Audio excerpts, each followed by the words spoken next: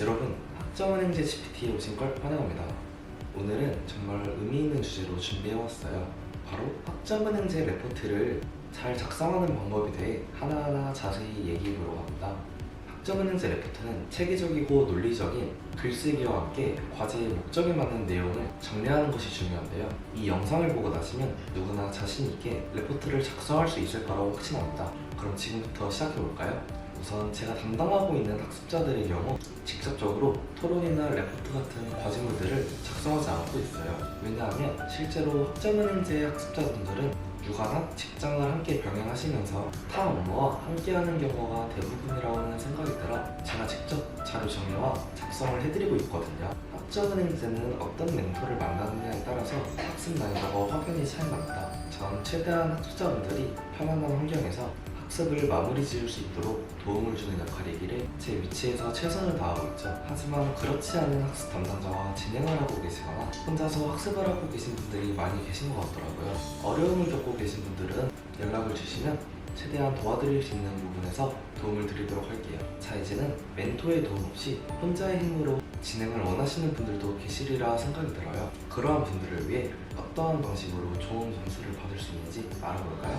가장 먼저 해야 할 일은 레포트의 요구사항을 명확히 이해하는 것입니다. 레포트 주제가 무엇인지와 학습 목표는 무엇인지 정확히 파악하고 평가 기준도 확인해야 하는데요. 예를 들어 자료의 충실성이나 분석력, 창의성, 형식 준수 여부 등이 평가 요소로 들어갈 수 있습니다. 또한 글자 수나 파일 형식, 마감일, 그리고 인용 방식과 같은 제출 지침도 꼼꼼히 확인해야 실수가 없겠죠. 학점은행제 레포트는 보통 일정한 구조를 따르는데 이 틀만 잘 따라가도 글의 방향성을 쉽게 잡을 수 있습니다. 표지에는 제목, 과목명, 학습기관 깔끔하게 기재하면 좋습니다. 표지가 잘 정돈되어 있으면 첫인상부터 긍정적인 평가를 받을 수 있겠죠. 목차에는 레포트의 전체 흐름을 보여줄 수 있도록 각 장의 제목과 페이지 번호를 명시합니다. 서론, 본론, 결론처럼 큰 틀을 나누되 본론에 세 항목도 같이 포함해 내용이 체계적으로 보이도록 합니다.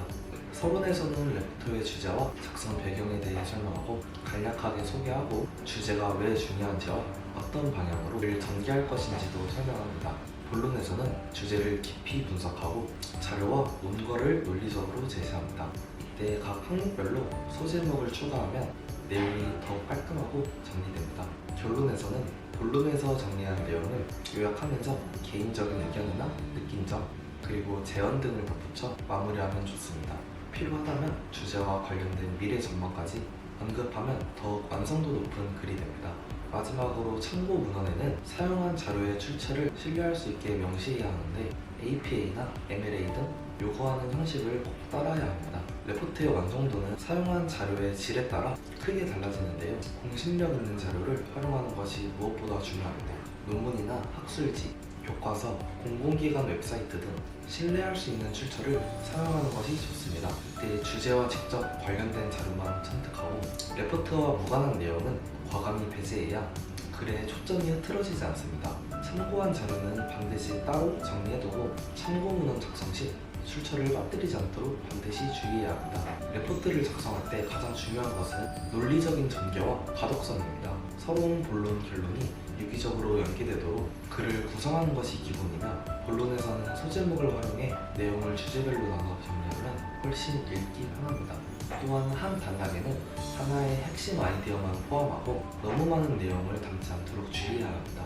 예시와 데이터를 적절히 활용해 논거를 뒷받침하면 글의 신뢰감이 쌓이고 문장은 불필요한 반복이나 과도한 수식어를 피하고 간결하고 명확하게 작성해야 읽는 이가 부담을 느끼지 않습니다. 레포트의 형식과 레이아웃도 평가에 큰 영향을 미치는데요. 폰트는 굴린 책, 바탕책, 맑은 거짓 등 기본 서체를 사용하고 글자 크기는 10에서 12로 설정하는 것이 가장 기본입니다. 줄 간격은 1.5배에서 2배로 설정하면 읽기 편리하며 모든 페이지에 페이지 번호를 추가해 내용을 쉽게 찾을 수 있도록 합니다. 또한 기본 여백을 유지해 깔끔한 레포트를 완성하세요. 결론은 레포트의 마무리를 짓는 부분으로 본론에서 논의한 내용을 간략히 요약하는 것이 좋습니다. 이와 함께 개인적인 의견이나 느낀 점을 덧붙여 글의 깊이를 더하고 주제와 관련된 미래 전망을 언급하면 완성도 있는 글로 평가받을 수 있습니다. 작성한 레포트는 제출 전에 반드시 검사해야 되는데요. 오타나 맞춤법 오류는 없는지, 흐름이 자연스럽고 논리적으로 전개되었는지 꼼꼼히 확인해야 합니다.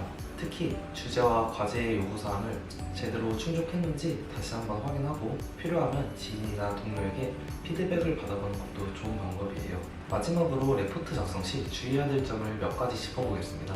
표절은 절대 금지이며 인용할 경우에는 반드시 출처를 명확히 밝혀야 합니다. 마감일 전에 여유를 두고 작성해야 실수를 줄일 수 있고 글의 초점과 관계없는 불필요한 내용들은 과감히 배제해야 내용의 집중도가 높아집니다. 이 가이드를 참고하시면 여러분도 충분히 멋지고 완성도 높은 학점은행제 레포트를 작성하실 수 있을 거예요. 레포트 작성이 막막하게 느껴지더라도 차근차근 따라 하신다면 어느새 자신감이 생기실 거예요. 혹시 더 궁금한 점이 있거나 도움이 필요하시면 언제든 댓글이나 게시된 연락처를 통해 알려주세요. 여러분의 성공적인 레포트를 위해 언제든 함께하겠습니다. 여러분, 오늘도 함께 해주셔서 너무 즐거웠어요. 구독과 좋아요, 알림 설정까지 함께 해주시면 학점은행제 GPT와 더 자주 만나실 수 있으실 거예요. 다음에는 더 의미 있는 영상으로 돌아올게요.